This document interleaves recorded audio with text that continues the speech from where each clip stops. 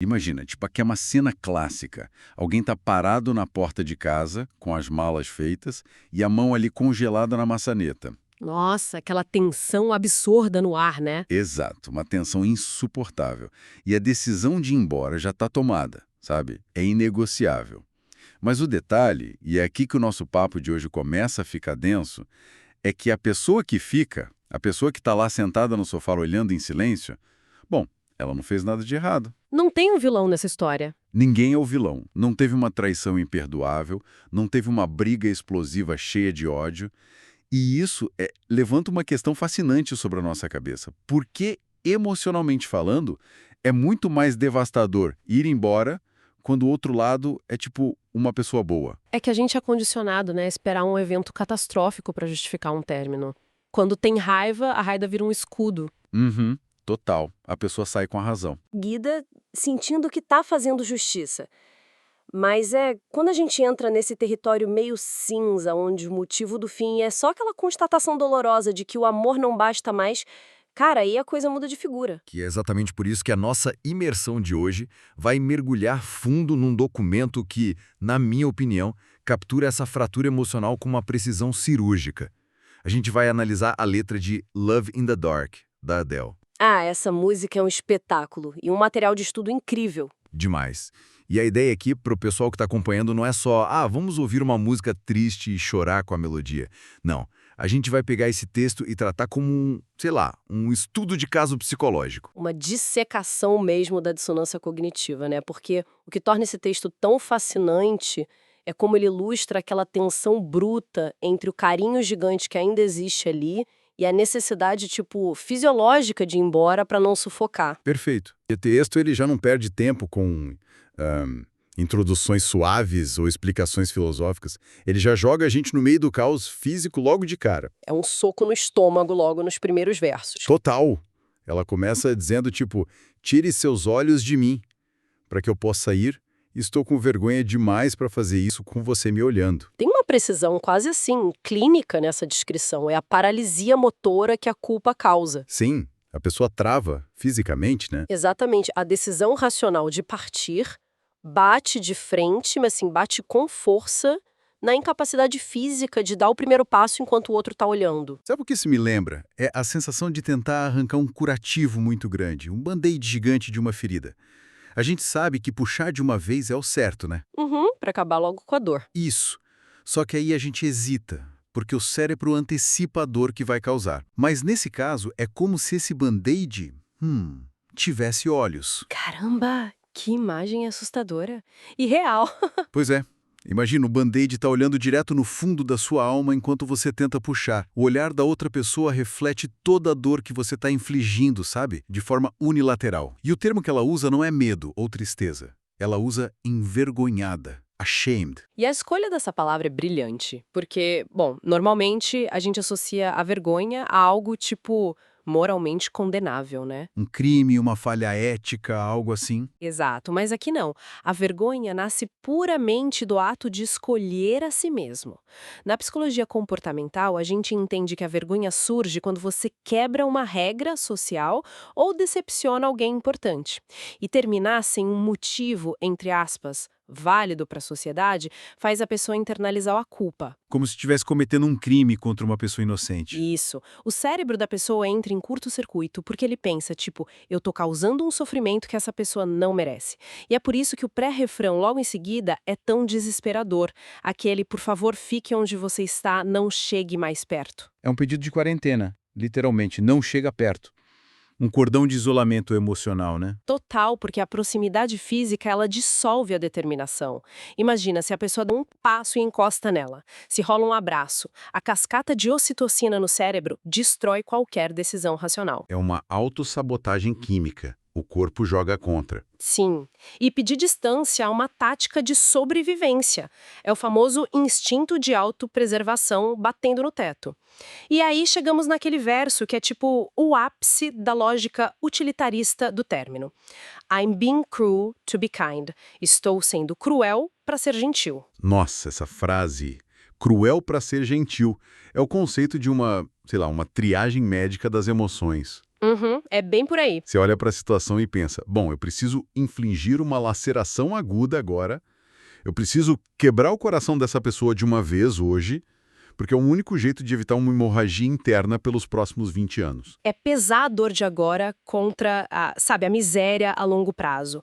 E é um cálculo exaustivo.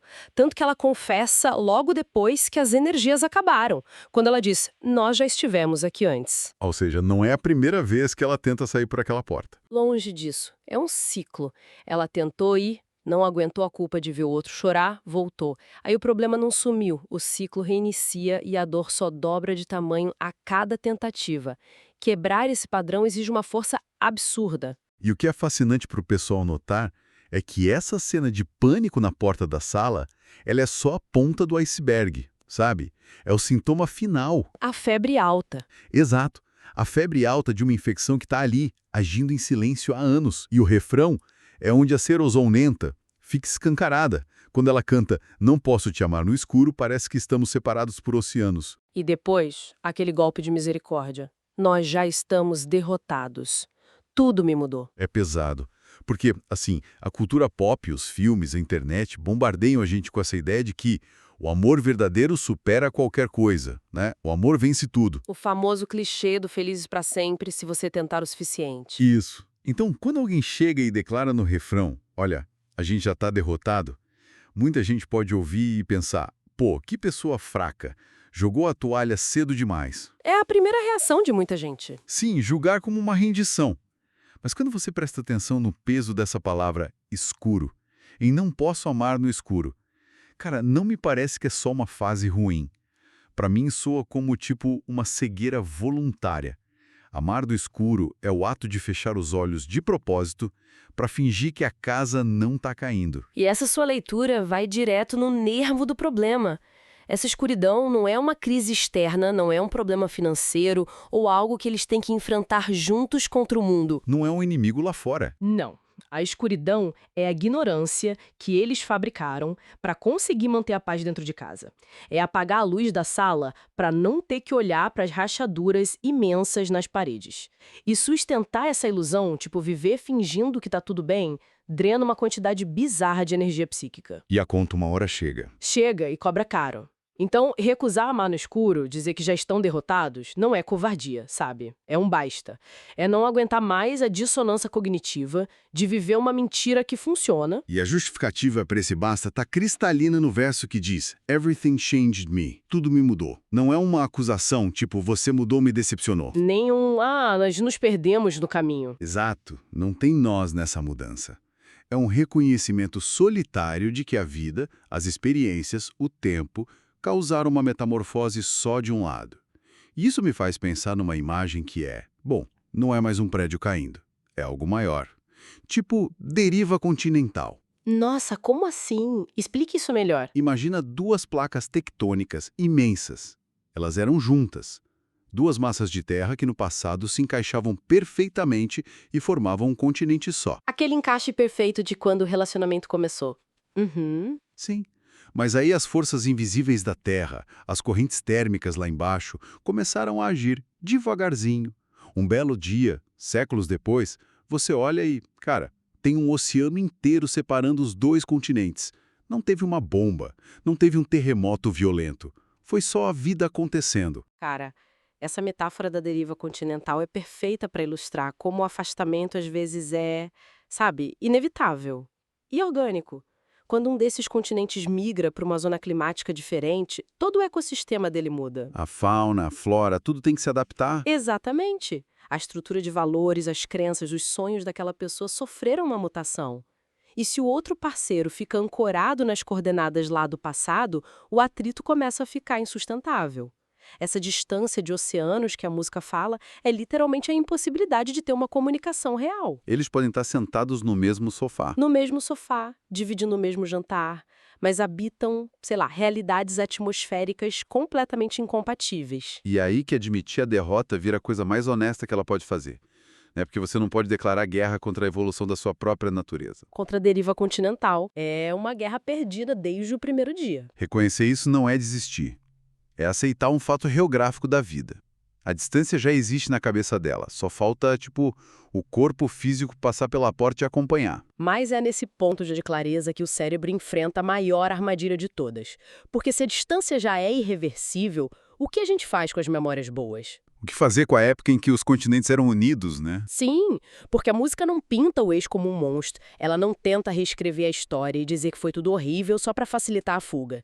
A narrativa valida o amor do passado e isso torna o ato de ir embora, nossa, quase insuportável. Isso nos leva para o coração da segunda estrofe, porque a letra vira e diz: você me deu algo sem o qual não posso viver. Você não deve subestimar isso quando estiver em dúvida. É uma declaração de gratidão gigante. Gigante e muito sincera. Só que logo em seguida, tipo na mesma respiração, ela diz: mas eu não quero continuar como se estivesse tudo bem.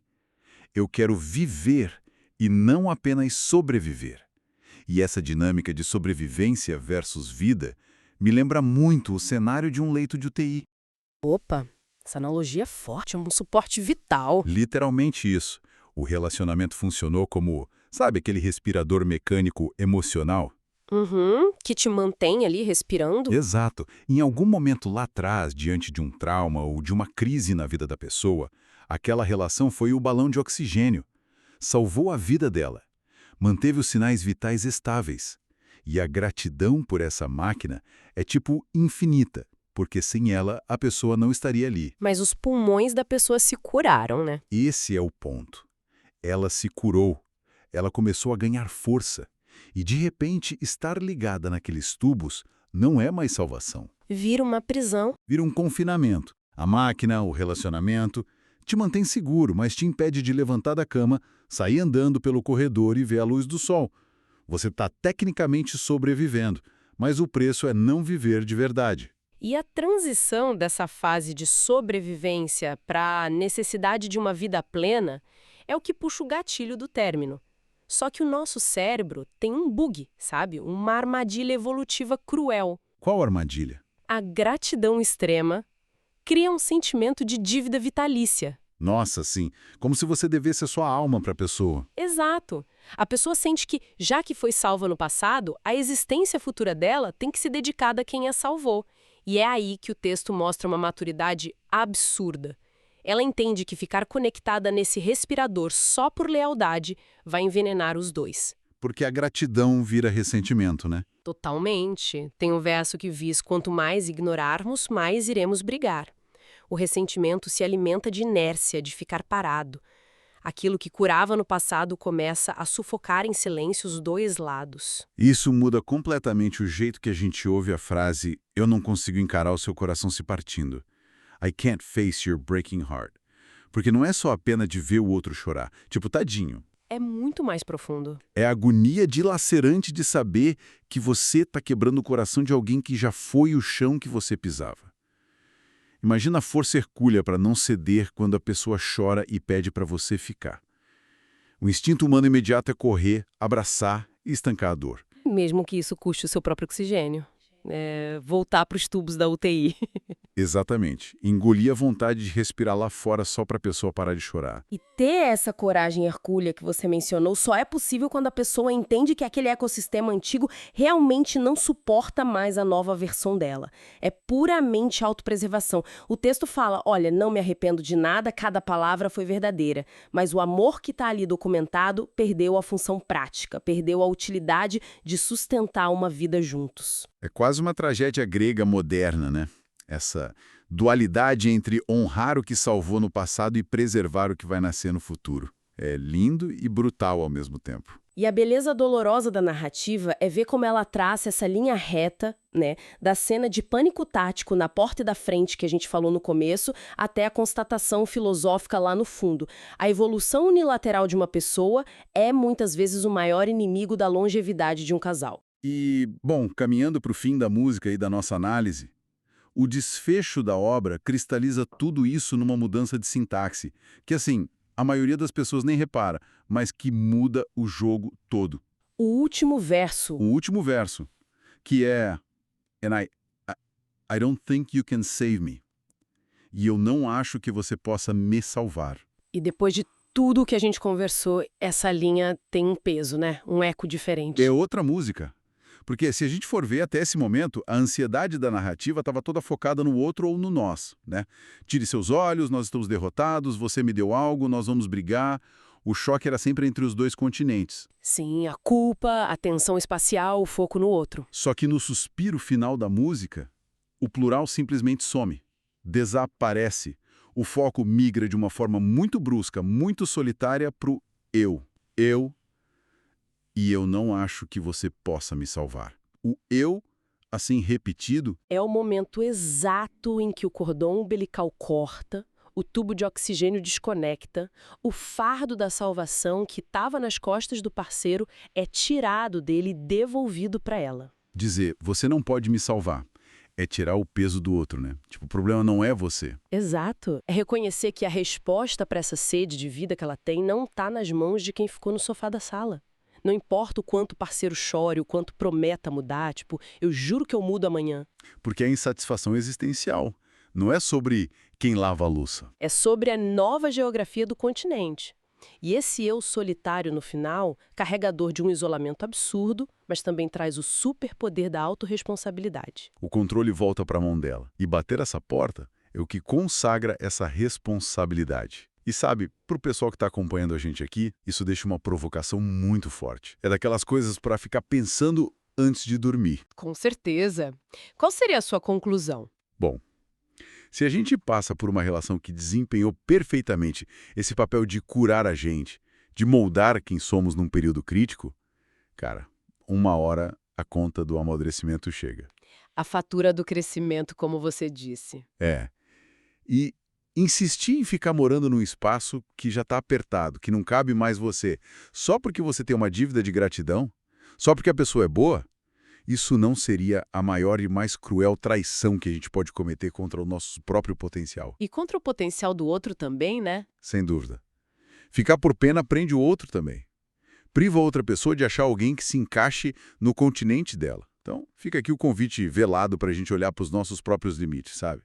Entender onde fica essa fronteira fina, mas inegociável entre o amor que age como oxigênio de hospital, te mantendo vivo na marra. E o amor que ensina a gente a respirar com o próprio pulmão, né? Pra ir lá fora e viver de verdade. Perfeito. Viver e não apenas sobreviver. É isso. Que imersão intensa hoje, viu? Foi incrível. Tem muito que digerir agora. Com certeza. Bom, pessoal, fica a reflexão para vocês aí. A gente se encontra na próxima imersão. Até lá!